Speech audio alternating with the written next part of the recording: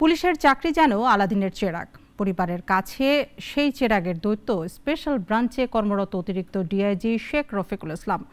চাকরি জীবনে অঢেল সম্পত্তির মালিক হয়েছেন তিনি। আত্মীয় স্বজনদের নামেও গড়েছেন বিপুল সম্পদ। সরকারি চাকরি করে নামে বেনামে বিত্ত বৈভবের মালিক হওয়ায় নজর পড়েছে দুদকের। তাকে তলব করা হতে পারে বলে জানিয়েছেন দুদক আইনজীবী।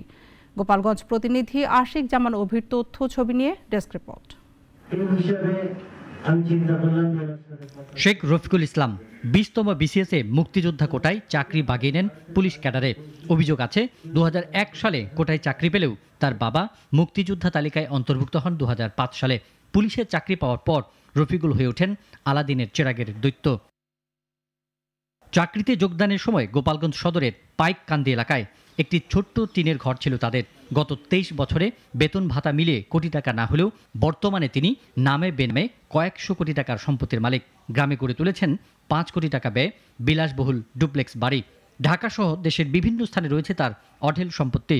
দেশ এবং দেশের বাইরে রয়েছে স্বর্ণের ব্যবসা।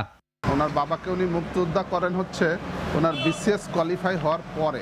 সে আমার থেকে জায়গা কিনতে চেয়েছিল, কিন্তু আমি তার কাছে বিক্রি করিনি, জোর করে আমার জায়গা দখল করে নিয়েছি। যে ক্ষমতা, সেই ক্ষমতার অপব্যবহার করে মানুষকে হয়রানি করা। কালো টাকা ছাড়া এই অর্থ কখনো অর্জন করা সম্ভব না। তার ক্ষমতার অপব্যবহার শুধু দেশে নয়, ছড়িয়েছে দেশের বাইরেও। পারিবারিক দ্বন্দ্বে এক প্রবাসীকে ইন্টারপোলের মাধ্যমে 2 বছর জেল খাটিয়েছেন। বিভিন্ন ব্যক্তির নামে মামলা দিয়ে করেছেন হয়রানি। আমাকে আর আমার ওয়াইফকে তো জেল খাটাইছে। আমার ভগ্নিপতিকে 80 বছর বয়সী আমার ভগ্নিপতি, বাগ্নি জামাই 60 বছর বয়স, আমাদের 6জনকে জেল খাটাইছে। আমার বাগ্নেকে এই তালাক দেওয়ার অপরাধে তাকে রাজদ রহিমা তাকে পেন্ডিং মামলা দিয়ে কি দিকে ইন্টারপোলের মাধ্যমে তাকে সৌদি আরবে 2 বছর জেল খাটাইছে। তবে অবৈধ এসব সম্পত্তির নজরে এসেছে দুদকের। অর্জিত সম্পত্তির তথ্যাদি প্রমাণে 10 কার্যদিবস সময় পেলেও তাতে কর্ণপাত করেননি অতিরিক্ত ডিআইজি শেখ রফিকুল।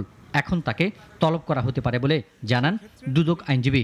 শুনানিতে অংশগ্রহণ করেন সবচেয়ে ভালো হয়, কারণ জিজ্ঞাসাবাদে মুখোমুখি হলে ওনার যেই বিরুদ্ধে যে এলিগেশন সেগুলো উনি কন্ট্রোভার্ট করার সুযোগ পাবেন। আর যদি না আসেন, দুদক তার আইনি বিধিমতে কাজ করে যাবে।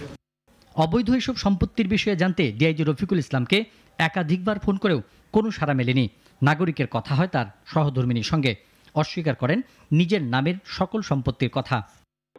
আমার সাথে আমার কাছ থেকে ইনফরমেশন না নিয়ে যারা ইনফরমেশনগুলো দিচ্ছে ওদেরকে বলেন প্রমাণগুলো একটু বাইর করেন, তারপর আপনারা একটু নিজেরা যাচাই করে আপনারা এগুলো ঘাটেন। গত 13 মে ডিআইজি রফিকের অর্জিত সম্পত্তির তথ্যাদি চেয়ে পুলিশ মহাপরিদর্শক বরাবর চিঠি দেয় দুদক।